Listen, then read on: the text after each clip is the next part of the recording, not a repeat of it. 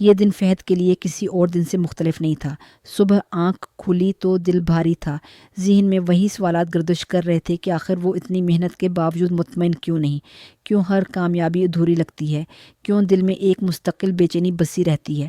وہ آئینے کے سامنے کھڑا خود کو دیکھ رہا تھا، مگر اسے اپنا چہرہ اجنبی سا محسوس ہو رہا تھا، جیسے زندگی کی دوڑ میں وہ کہیں پیچھے رہ گیا ہو۔ اسی سوچ کے ساتھ وہ گھر سے نکلا۔ بس اسٹاپ پر پہنچا تو گرمی، شور، ہجوم اور لوگوں کے چہروں پر لکھی جلدی نے اس کے دل کو مزید بوجھل کر دیا۔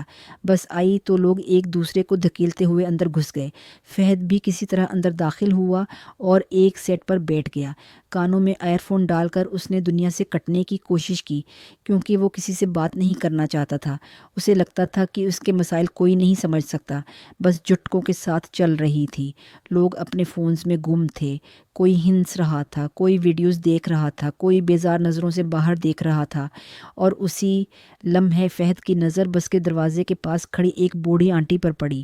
ان کا جسم کمزور تھا، ہاتھ میں ایک پرانا کپڑے کا تھیلا، چہرے پر وقت کی لکیروں اور آنکھوں میں وہ خاموش تھکن جو برسوں کی محنت اور قربانی کے بعد آتی ہے۔ بس کے ہر جھٹکے کے ساتھ وہ ڈگمگاتی تھی، مگر کوئی بھی اپنی جگہ چھوڑنے کو تیار نہ تھا۔ فہد نے لمحہ بھر کے لیے نظریں چرا لیں، کیونکہ اس کے دل میں ایک جنگ شروع ہو چکی تھی۔ دل کہہ رہا تھا کہ اٹھ جاؤ، یہ تمہاری ذمہ داری ہے، مگر دماغ کہہ رہا تھا کہ تم خود بھی تو تھکے ہو، تم کیوں ہمیشہ دینے والے بنو۔ یہی وہ لمحہ ہوتا ہے جہاں انسان کی اصل تربیت، اس کی اصل انسانیت اور اس کا اصل ایمان سامنے آتا ہے۔ چند سیکنڈ کی اس خاموش کشمکش کے بعد فہد نے ایئر فون نکالے، آہستہ سے کھڑا ہوا اور آنٹی سے کہا کہ آپ یہاں بیٹھ جائیں۔ آنٹی نے حیرت سے اس کی طرف دیکھا، جیسے انہیں یقین نہ آیا ہو کہ کسی نے انہیں دیکھا بھی ہے۔ پھر ان کی آنکھوں میں نمی آ گئی۔ انہوں نے دعاؤں کے ساتھ فہد کا شکریہ ادا کیا اور بیٹھ گئیں۔ فہد کھڑا ہو گیا، مگر اس کے دل سے ایک عجیب سا بوجھ اتر گیا، جیسے کسی نے اندر بند دروازہ کھول دیا ہو۔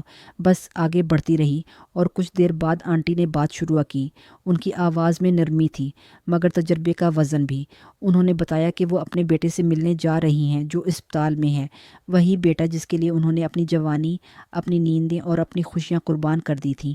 شوہر برسوں پہلے دنیا سے چلا گیا تھا۔ زندگی نے انہیں بار بار آزمایا، کبھی فاقے، کبھی بیماری، کبھی تنہائی، مگر انہوں نے کبھی شکوہ نہیں کیا، کیونکہ انہوں نے سیکھ لیا تھا کہ اللہ جسے آزماتا ہے اسے تنہا نہیں چھوڑتا۔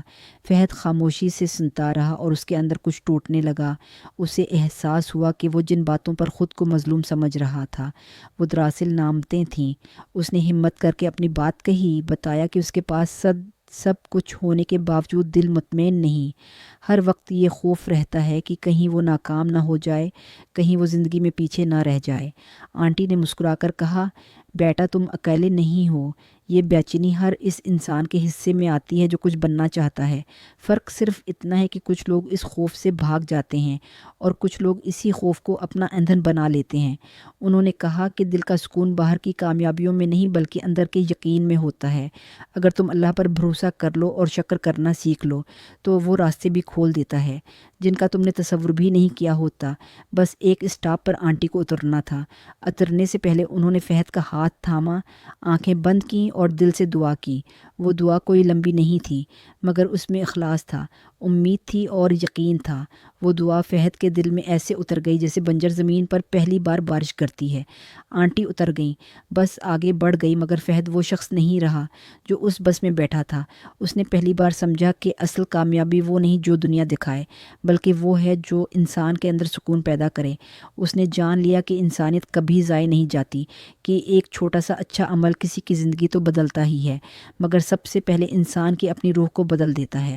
فہد نے اسی لمحے دل میں عہد کیا کہ چاہے زندگی کتنی ہی مشکل کیوں نہ ہو، وہ شکر، صبر اور انسانیت کا دامن نہیں چھوڑے گا، کیونکہ اصل کامیاب وہی ہوتا ہے جو تھکا ہوا ہونے کے باوجود کسی کمزور کے لیے کھڑا ہو جائے۔